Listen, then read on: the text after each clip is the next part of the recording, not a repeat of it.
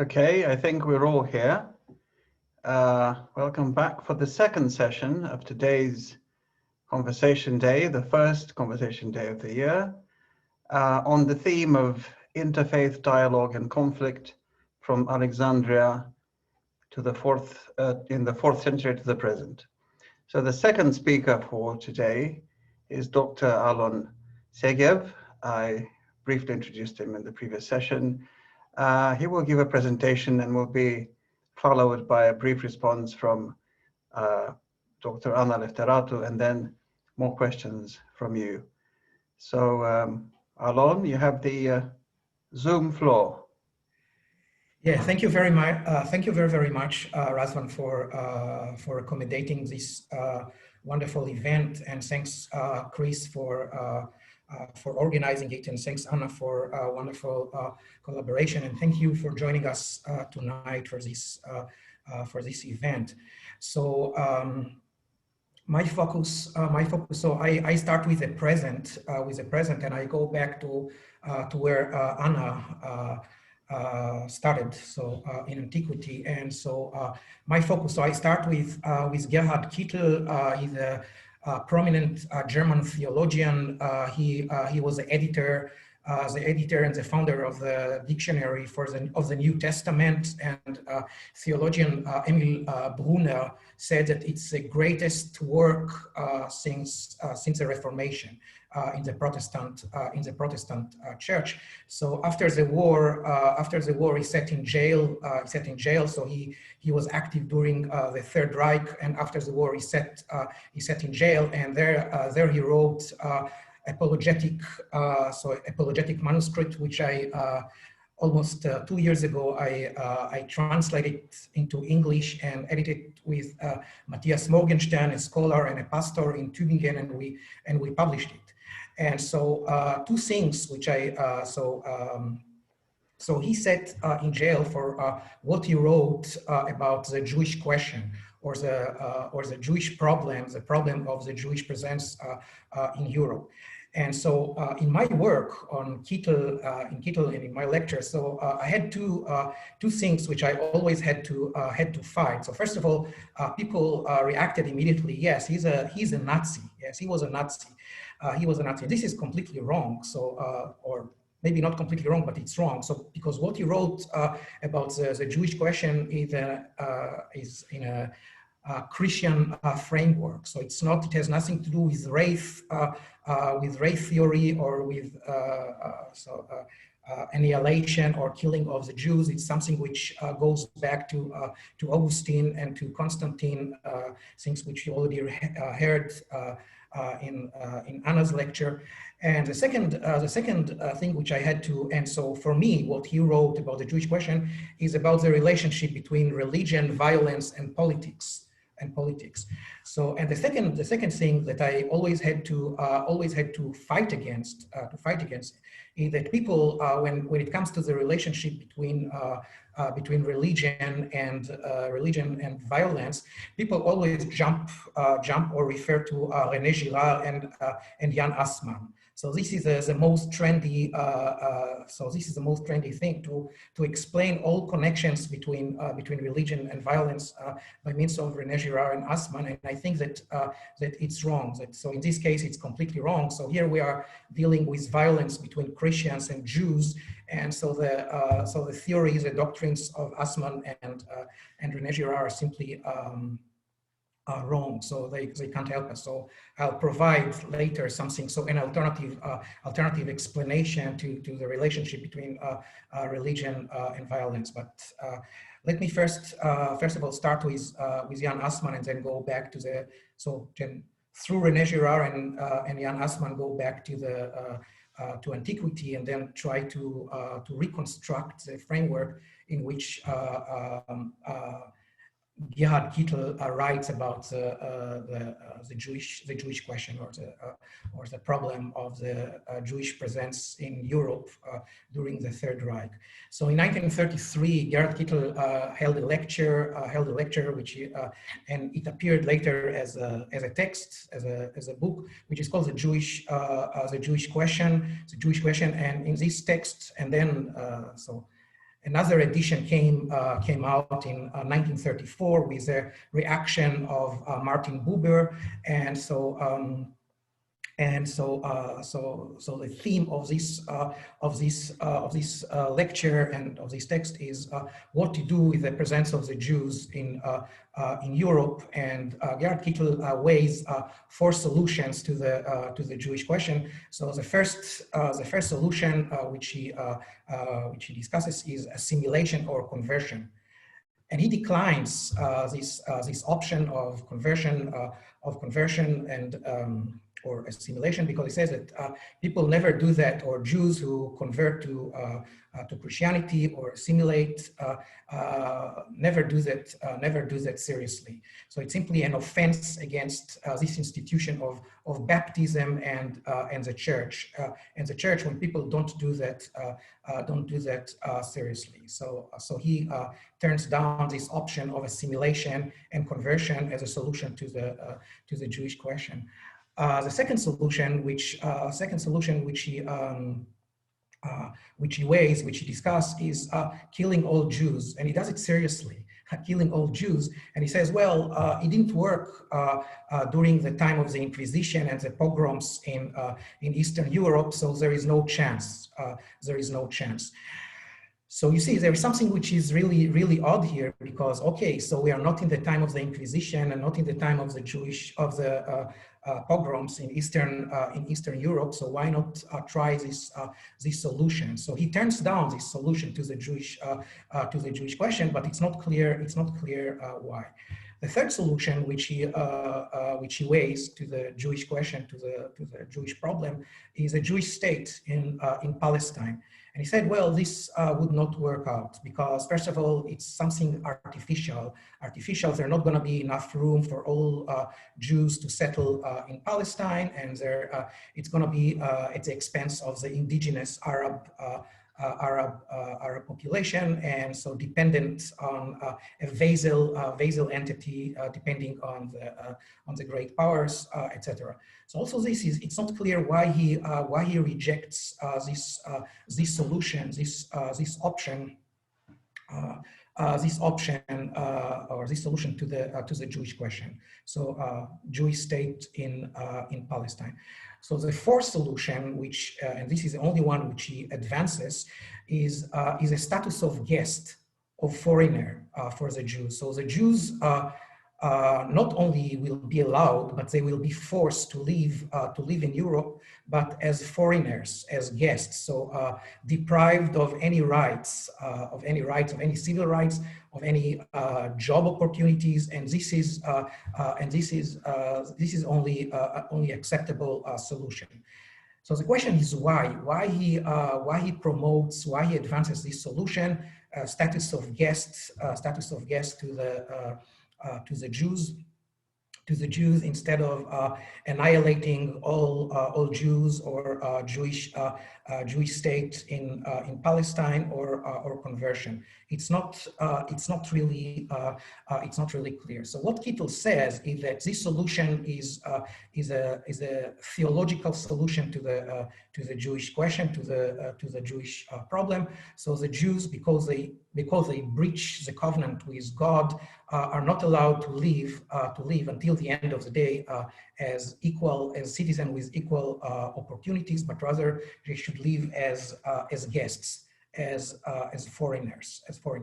And Kittel emphasizes it has nothing to do with National Socialism, with what he calls rowdy anti-Semitism. It has nothing to do with race theory. It's a theological solution to the Jewish question, and this is the only only acceptable solution to the Jewish question.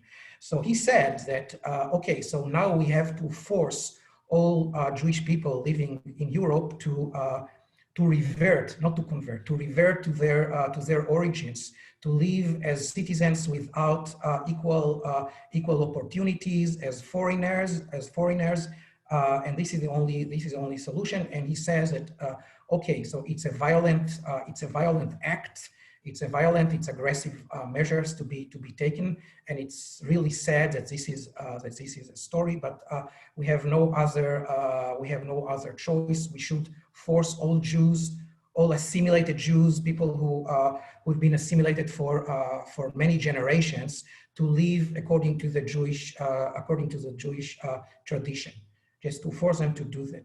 Now, or to live or to lead a Jewish life, a Jewish existence. Now, for Kittel, Judaism comes down to the diasporic way of life. So it has nothing to do with the Hebrew Bible, with the Talmud, etc. Nothing with the law. It has only to do with the diasporic way of life, namely to live dispersed all over the earth. This is their punishment because they breached the covenant with God, and this is for him what Judaism is. Right? So here we have a relationship. So an example of relationship between religion and violence. So So Kittel says so his proposal or his solution to the Jewish question is to force Jews to live in diaspora, so with no civil rights and nothing. So, and this is a violent measures to be taken against the Jews. So we see here the relationship between violence and religion. And so so our task is to explain this relationship between violence and religion. And Kittel himself, he says that yes, there is a problem here because Christianity is basically the religion of love. So how we are supposed to understand now our violent acts, aggressive acts against the Jews.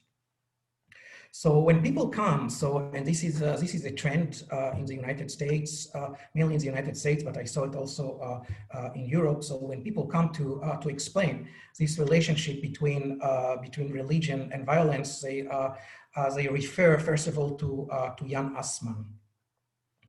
And Jan Assmann is a German scholar, so living in Heidelberg. Still today, and so his story is that religion originally was not violent. So Anna mentioned something like that. So polytheism is not so in its essence is not violent, because the gods were identified with forces of nature. So you can translate one religion into another. You can incorporate one religion into the other. So there is no true and false religion. So all religions are basically the same. So violence started with the introduction of monotheism. So with the monotheism, we have the concept of true and false religion. With the introduction of monotheism, we have true and false religion, and so and then we have legitimacy to kill, to persecute, to excommunicate people who belong to other congregation or to other religion. So according to Assmann, this happened. This introduction of monotheism, of violence into our religious life, it happened with Akhenaton, with Pharaoh Akhenaton in the 14th century before Christ. So let's read something from that and see what he says about that.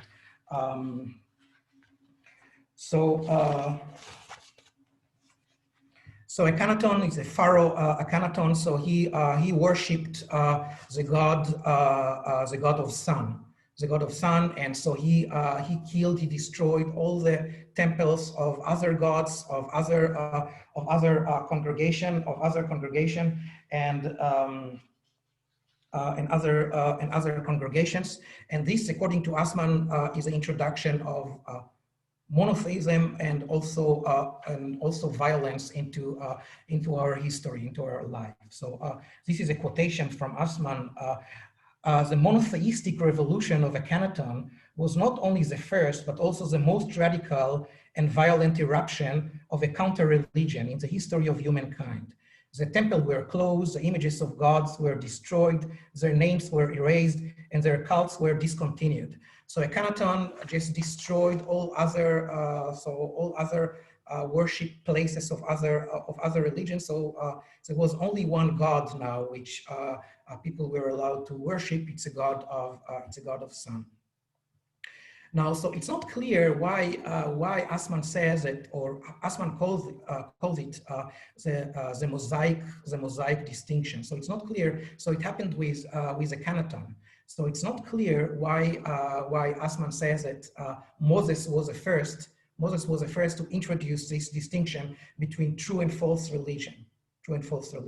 So it's not really clear, but this is what he says. So the first example is with Akhenaton in the 14th century before Christ, but Assmann says, just puts everything on the shoulders of Moses. So Moses, so this distinction between true and false in religion, something which didn't exist in the polytheistic society. This is a source of religion violence. So this is, and so we can no longer, so because religion can be either true or false, we cannot incorporate other religion into our religion as it was the case in the polytheistic society. Now, so there are lots of problems. In this theory. So just start with one problem is that, first of all, from the Torah, from the book of Moses, there is no monotheistic image. There is no monotheistic or clear monotheistic image which emerges out of the Torah. So people and scholars who read carefully see that there are different so various of gods there in the Torah. So there is Yahweh and there is El and there is Elohim, and they are not the same. So at some point they converged, but there is no clear picture monotheistic religion emerging out of the Old Testament, of the Torah, of the book of Moses. Another thing which is very important, and there is a Swiss theologian, Walter Eichrodt, who worked out on this subject, and then later American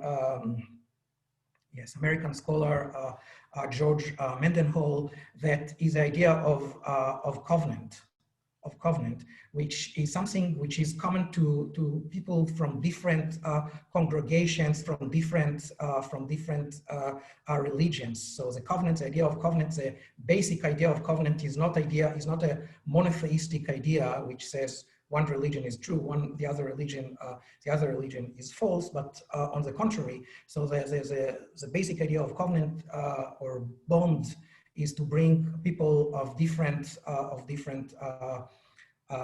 religious congregations of different religions together.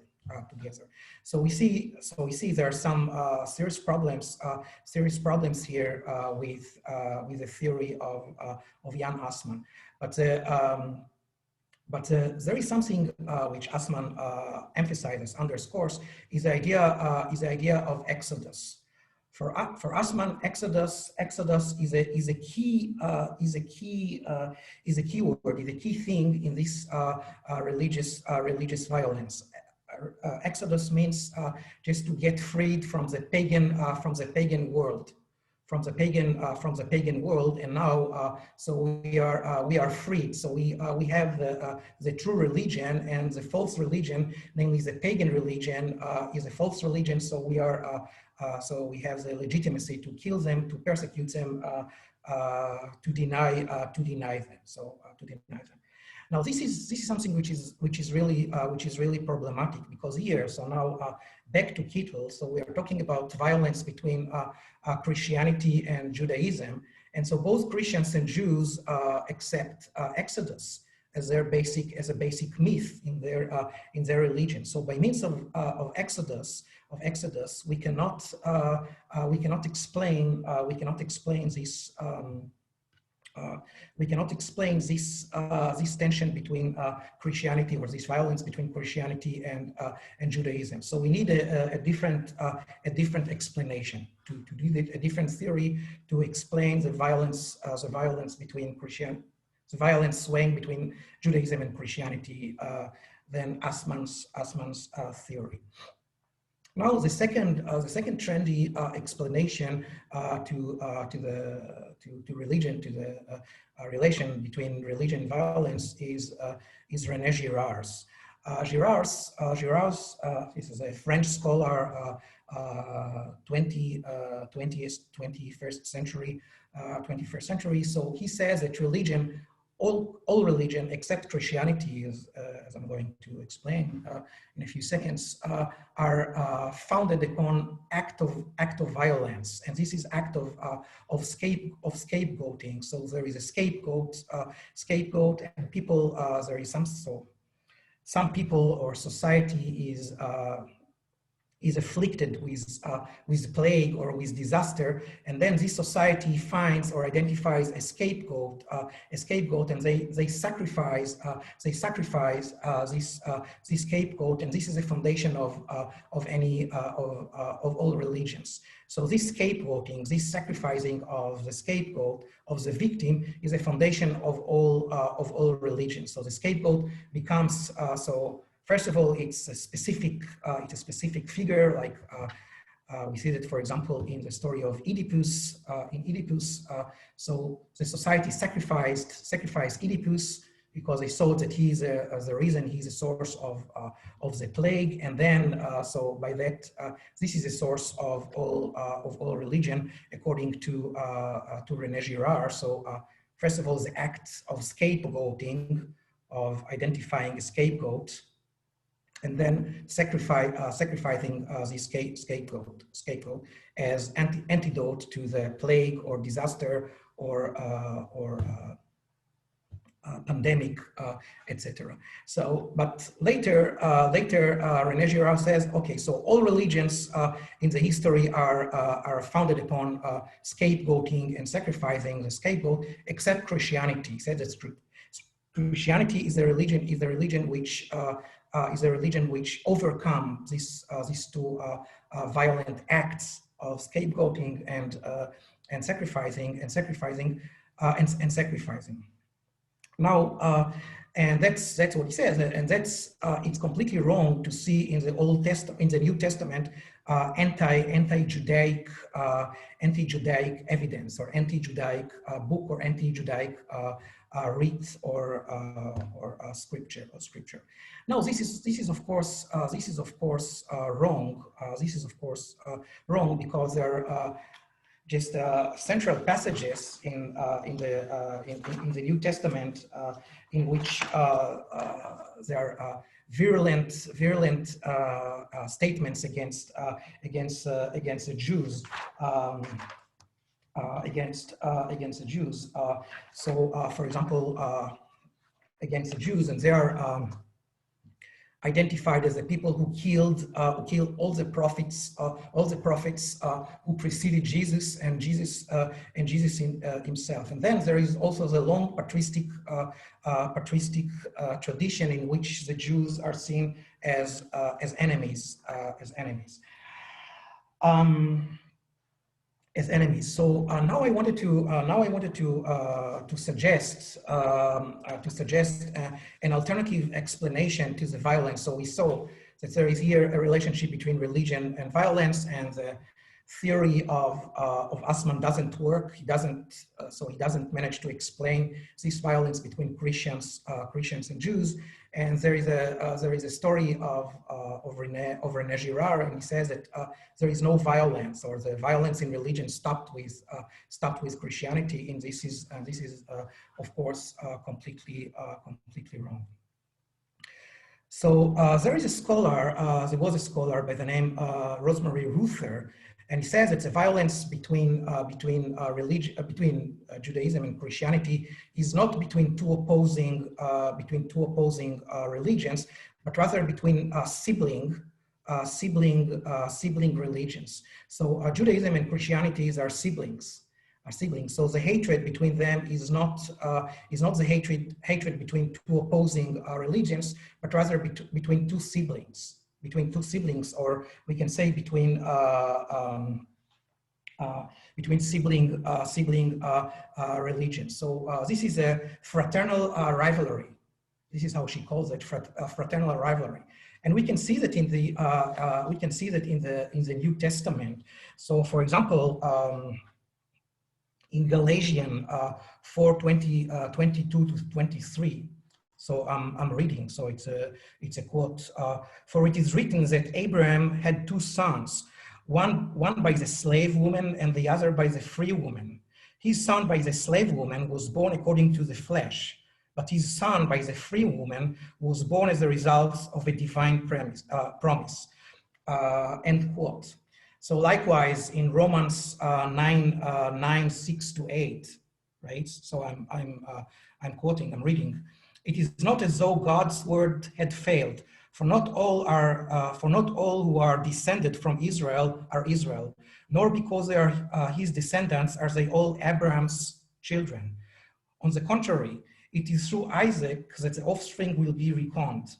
In other words, it's not the children by physical descent who are God's children, but it is the children of the promise who are regarded as Abraham's offspring. So, end quote. So there is no, as Asman says, there is no one false and one true religion here in this case. No, there are two siblings, two brothers, Judaism and Christianity, and so the war is between two siblings, and not between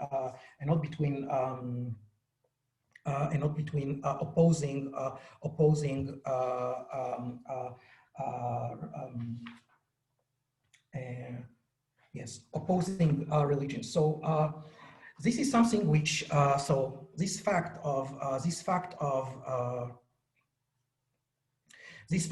fights between two sibling religions is something which Augustine worked out in the city of God. So there are always two brothers. So it's Ismail and Isaac. Ismail and Isaac, and Jacob and Esau, and Cain and Abel. And so the old brother is always the carnal, or symbolize the carnal religion, and the second brother, the younger brother, is a spiritual, and the spiritual, not the carnal, and the carnal brother represents Judaism, and the spiritual brother, be it Isaac or Jacob or Abel. So they represent Christianity.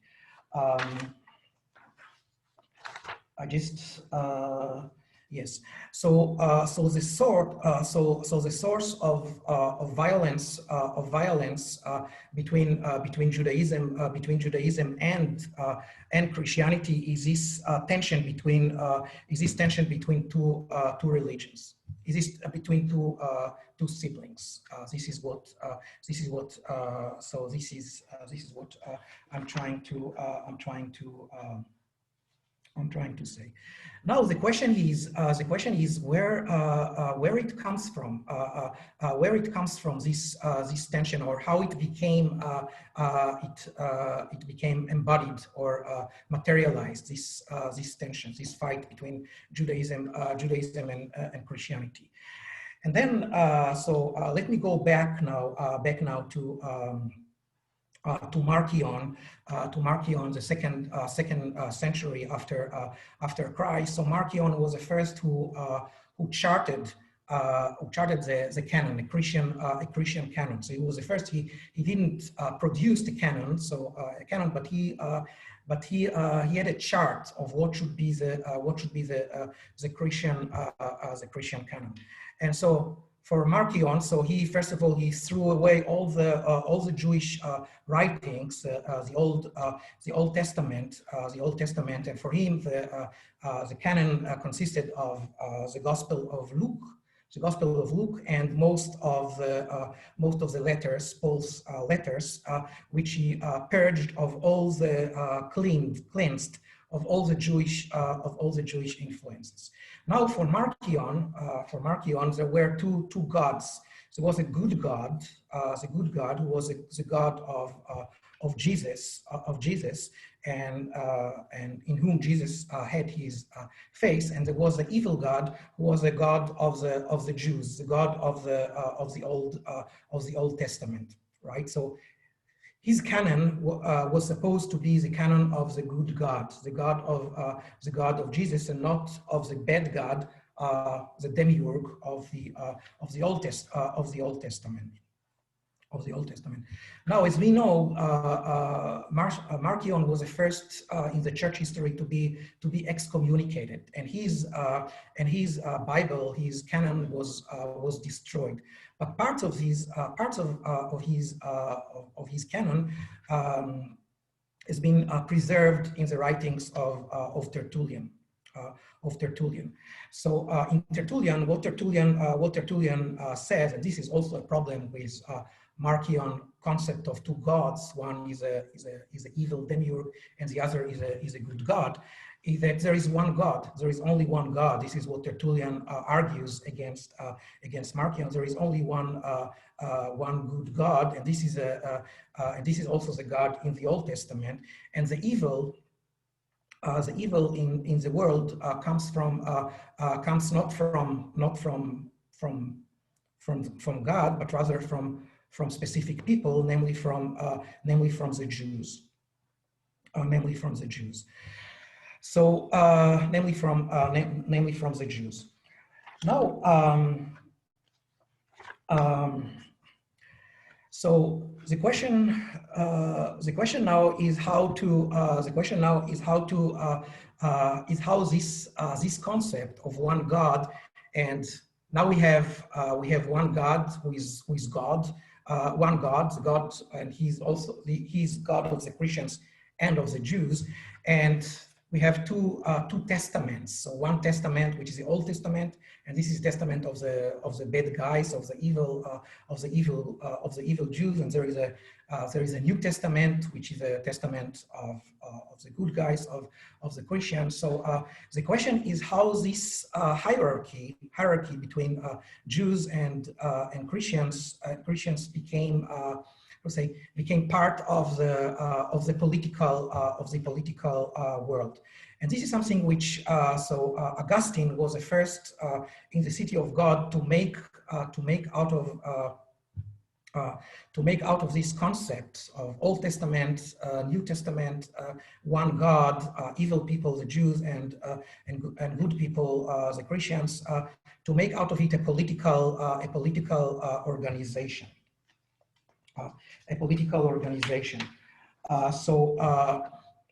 What he says, what Augustine says is that and I'm reading. So the Jews should live. And this is here we see what Kittel had in his mind. The good should live. So we should protect them, but they should be dispersed all over the earth. They should serve as witness. So first of all, witness in double sense. So first of all, is witness because the Old Testament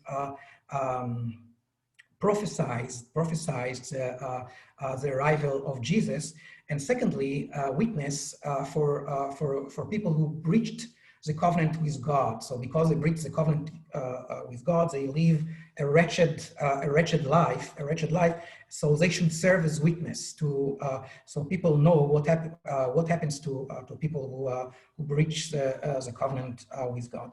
So let me read a quote from Augustine from the City of God to see what he means by that. So, although they, namely the Jews, were conquered and oppressed by the Roman, God did not slay them. That is, he didn't destroy them as Jews, for in that case, they would have forgotten and would have been useless as witness, again, witness, to what I am speaking of. Consequently, the first part of the prophecy, slay them not, lest they forget the law, so this is Psalm 59, is of small import without the rest, scattered them. For if the Jews had remained bottled up in their own land with the evidence of their scriptures, and if they were not to be found everywhere as the church is, the church would not then have them as ubiquitous witnesses of the ancient prophecies concerning Christ. End quote. So what Augustine says is that the Jews should live, should lead a wretched life, but please don't kill them. Don't kill them. Don't kill them. They should serve as witness. First of all, because they read the Old Testament, in which the arrival of Jesus, the revelation is prophesied. And secondly, with their wretched existence, they show what happens to people who breach the covenant with God. So people ascribed anti-Judaism or even anti-Semitism to Augustine, but there is a scholar, American scholar, Paula Fredrickson, and she says, no, it's on the contrary. So Augustine wanted to save or to protect the Jews in the end of the Roman Empire, or at least the western part of the Roman Empire. And this theory that the Jews are witness is what protected them way later. So during the Crusades, the Crusades. So we see, for example, in the 11th century. So just upon the first Crusade. So Bernard de Clairvaux said that. So to the Crusaders before they leave to free Jerusalem. So don't kill the Jews. So don't kill the Jews. Just they are witnesses. They are witnesses. They should be protected. And this theory is also I found it also in Pascal in the 16th, 17th centuries. The Jews should be protected as witness. So as witness, or in Kittel words, as citizens with no civil rights. Okay, I'm coming now to the conclusion of my talk, and so back to Kittel, just to refresh our memory. So his solution to the Jewish question, to the Jewish problem. So in 1933, during the Third Reich, was not to kill them, but rather protect them as citizens without civil rights, without any rights, and they are forced to lead a Jewish life, which for Kittel is a diaspora. So Gershom Gerhard Scholem, so the Kabbalah scholar, so he read this text, and so he wrote to Martin Buber. So I'm quoting concerning this theory of Kittel. He wrote, "What mendacity! What a cynical game with God and religion." End quote. So. Gershom Scholem or Gerhard Scholem says that Kittel was not serious. He just manipulated religion and God in doing that, right? In doing that. So we can never know what Kittel meant, but we should ask whether as theologian he could come up with a different solution to the, or with a different explanation or different solution to the Jewish problem. So about the same time, so Bonhoeffer, Dietrich Bonhoeffer, who paid with his life for his opposition to the Third Reich. So another theologian, prominent German theologian, he wrote. So it's 1941. any attempt to rescue, so it's a quotation, any attempt to rescue the West through exclusion or annihilation of one of its people is doomed to failure. End quote. So I said that we should not, so it's directed to the Nazi regime. So we should not try to solve the global problem by annihilating one people, namely the Jewish people. But then in another, and as I said, so he paid with his life. So he's been executed for opposing the Third Reich. But then in another text, 1940, he writes, so Bonhoeffer, so it's a quotation. The Jew keeps the question concerning Christ open. He is a sign, so a witness, as in Augustine, of the gracious election and rejecting wrath of God, end quote. So the Jews,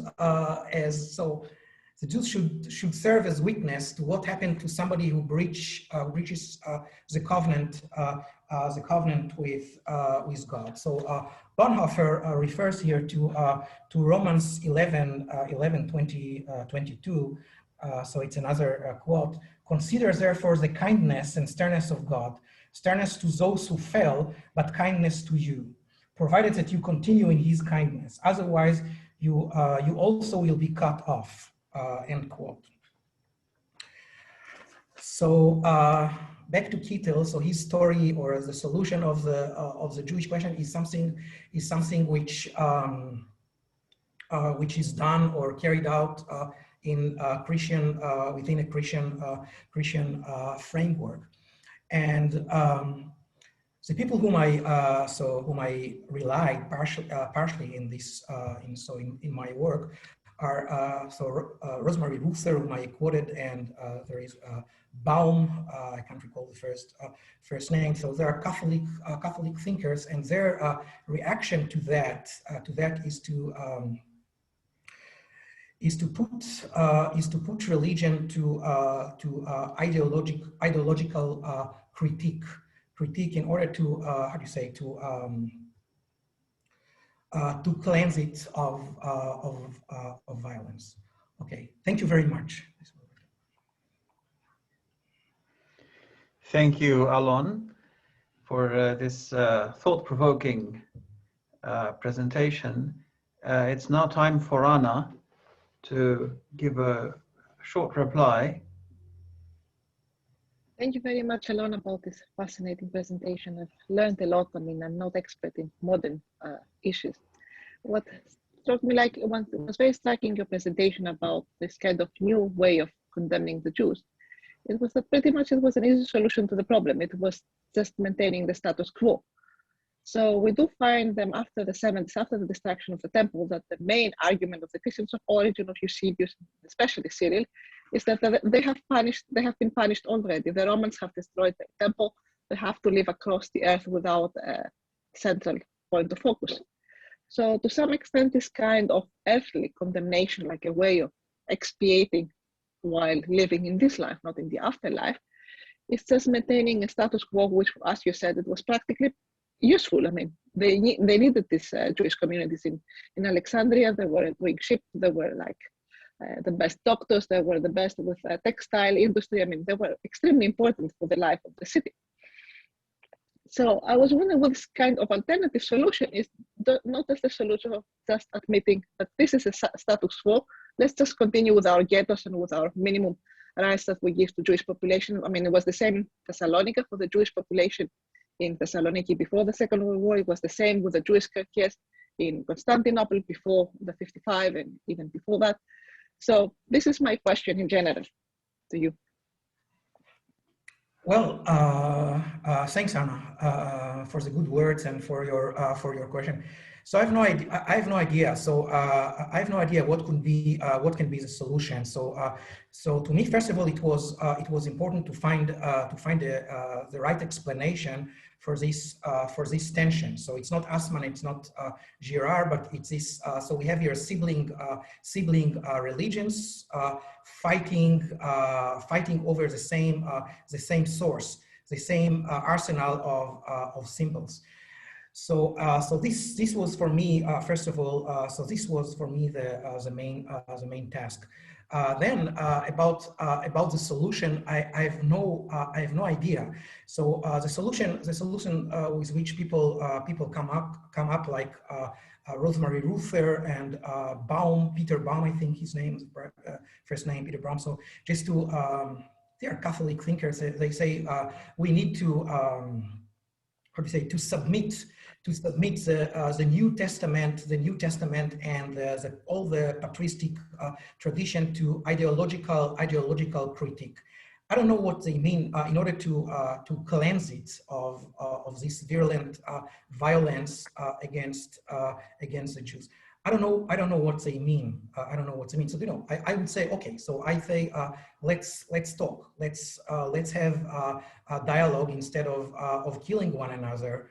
And this is what I would say. I would always say, even if it's only if it only means to postpone the next killing. But I have no idea. I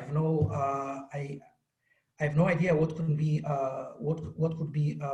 the solution. And again, the solution must be a religious solution. This is what makes it problematic, because the Enlightenment. So Enlightenment people would say, okay, so just let's get rid of religion. So this is a source of all problems, of all political problems. But this is not it just means to cut the Gordian knot. So no. So there must be a religious solution, but I have no idea. So I would say a dialogue, but just in order to postpone. But to be more concrete, I have no idea. I have another question for you, not like a question, more like a point, and maybe Adessa Desina can help in that, because she probably knows more than I do. So in the late 5th century, opposite of the Christian kingdom of Ethiopia, there was a Jewish kingdom of Himalayas. And these Jewish people there, they persecuted Christians, which they considered them to be Nestorians. There were massive persecutions. There has been even a text, like in the 6th century, written in Syriac, like the Martyrdom of Arefes.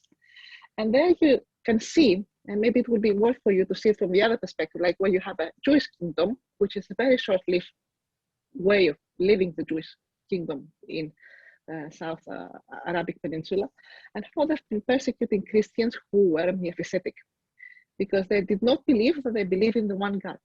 So the main point has been that you are not monotheistic enough. And here again, it goes back to your own like sibling religions rivalry issues. So it's just an idea of whether, because I talked and you talked a lot about the Jewish persecution under the Romans in modernity. How does it turn from the other side? Yes, thanks, Anna. This is something which is very interesting and very important. And so I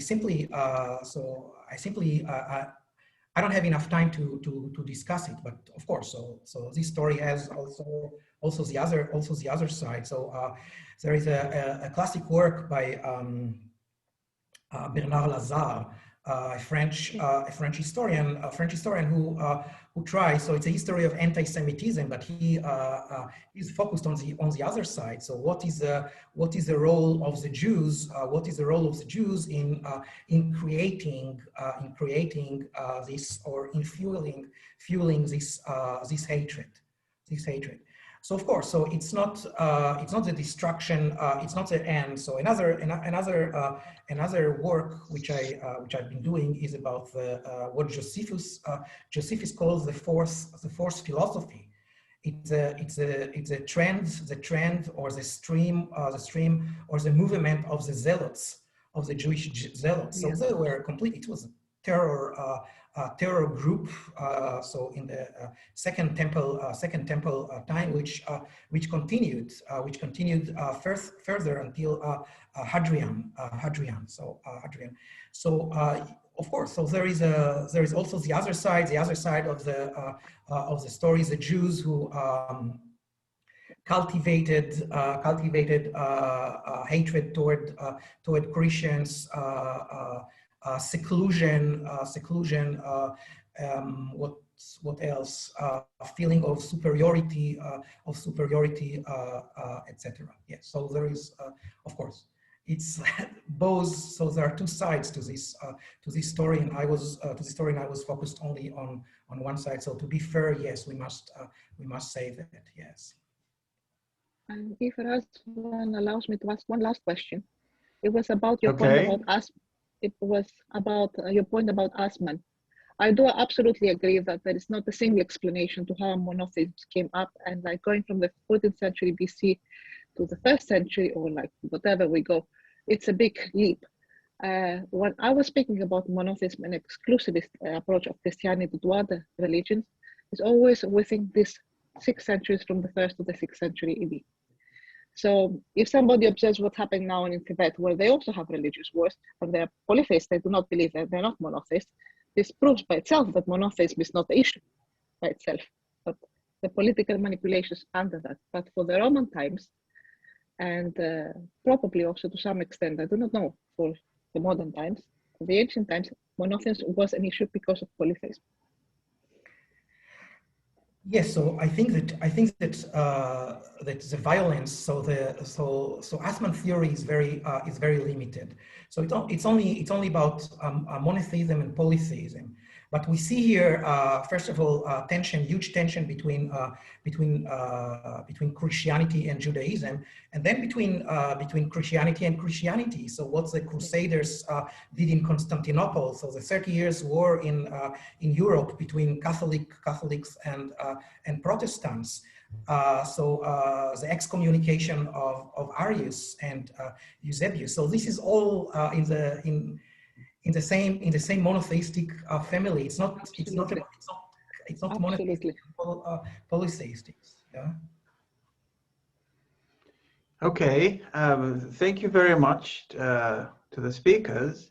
Now we can open the floor for questions from the audience. If you were successful in identifying the small hand under the reactions button, or if you, I'm not sure, I can't see all of you at the same time, but if you can raise your hand, there are some chances that I see you, or write, I have a question in the chat box.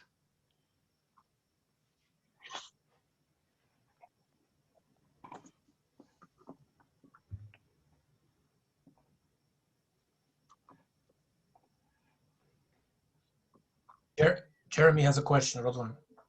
Oh, Jeremy. Okay. Do proceed. Thank you so much. Good to be here. Very, very interesting. I have a quick comment on Bonhoeffer. As Razvan knows, there's a little book coming out in May from a French theologian, Michel Evdokimov, that I translated, called Two Martyrs in an Age Without God. And he's done a couple of books on Bonhoeffer. But I think Bonhoeffer is an interesting example of this distinction between the political act and the theological act. One of the debates with Bonhoeffer was he anti-Semitic? And you can find very rigorous commentary in Israel against Bonhoeffer, saying that he had this fundamental anti-Semitism, and it is because of his holding to this position that with the Second Coming we'll have the conversion of the Jews. But at the same time, politically, he refused the Nazi church. He broke away, he went underground, he assisted in getting Jewish families to Switzerland. He participated in an insurrection in the act of trying to assassinate Hitler.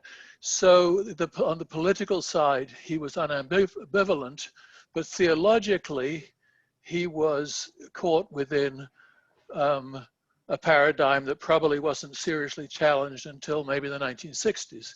And the other comment I wanted to have about how we read the scriptures from a Jewish perspective, there's some very interesting work done by another Frenchman, Armand Abacassis, who is Jewish and was in a circle in Paris with Levinas, but also with Olivier Clément, who is a theologian who I'm studying.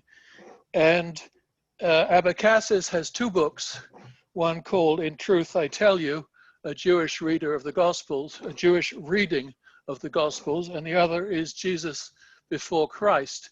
And they're both the New Testament read from a strictly Jewish perspective as someone who is deeply embedded in the Torah and in the Jewish commentaries. And extremely interesting to read that and have it said, no, this is a strictly Jewish text.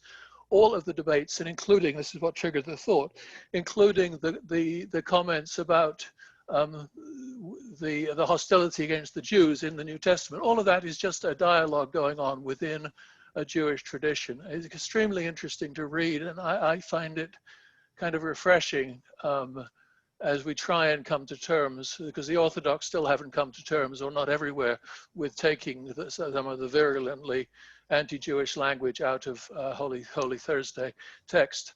I stumble on those. I want to go to the synagogue when I hear those, because that's the only solution I can see. So anyhow, that's me. Thank you so much. Yes. Thank you, Jeremy. Thank you very, very much. So two things. So first of all, to Bonhoeffer. So this is exactly, so you put it in a clear and more transparent way than I did. But this was my point. This was my point with Bonhoeffer. This was my point with Bonhoeffer. Now to your second point, how to read the Torah from Christian perspective, or vice versa, how to read the New Testament from Jewish perspective. So this is, I think that this is what Anna what Anna said, or what Anna was asking. So what is the solution? So of course I can say I can read it as historian. So I did lots of work on Robert Eisler. I don't know if you know him, and his circle. So he's oblivious thinker, very interesting, and he reads, and he claims that he has found the original version of Josephus, so which has not been censored by the Catholic Church. So in some Orthodox monasteries in Russia, in Bulgaria, and I can't recall. And so he reconstructs the attempted how to say capture of Jerusalem tries to show, yes, so they all so the New Testament as we have it is a very how to say censored and manipulated version. So Jesus and his disciples were part of the zealot movement. They were zealot or fanatic Jews, and the Old Testament originally was for these Jews who participated in the series of revolts against the Romans, etc. Okay, but this is so I can read the end. So he gives there, and so there is wonderful scholars who do that. So there is Martin Hengel. So he has also a text about that, and there are more obscure thinkers from the Nietzsche circle, like what his name, Arthur. I can't recall it. They show that originally. So historical study of the two texts, and also his psychoanalysis. So you see that there is and by that means you can overcome or bridge the differences between the two the two religions. But again, so this is not so the question. Okay, if we do history, so we can solve these problems. But once we are within the framework of theology, then I don't see any solution to this tension. Only dialogue as a means to postpone the next conflict, the next killing, the next carnage. Yeah. Okay, perhaps it's time to finish today's meeting. Yes? John Baines has a question. Oh, John, by all means. Well, thank you. First of all, thank you very much for the presentations. It was just an observation, really. We talked a bit about history and about politics, but I think that that it's important to remember the influence of geography, where people are, and the relationship between faith varies so much depending on your particular cultural influences. We mentioned just now the kingdom of Najran in Arabia, the Jewish kingdom. Of course, in that whole the Arabian Peninsula, then Ethiopia, South Egypt, there was a huge interaction between Christianity, Judaism, and Islam as well. And you see, for example, the Falasha, the Israel, coming out of that medieval mixing of Christians and Jews. And so in that particular context, in that region, you get a completely different narrative of how faiths can relate to each other. And one could extend that to speak of Islam as well. In Ethiopia, you had the only Christian kingdom all the way through from the beginning of Islam, just opposite, 20 miles away practically from the coast of Arabia.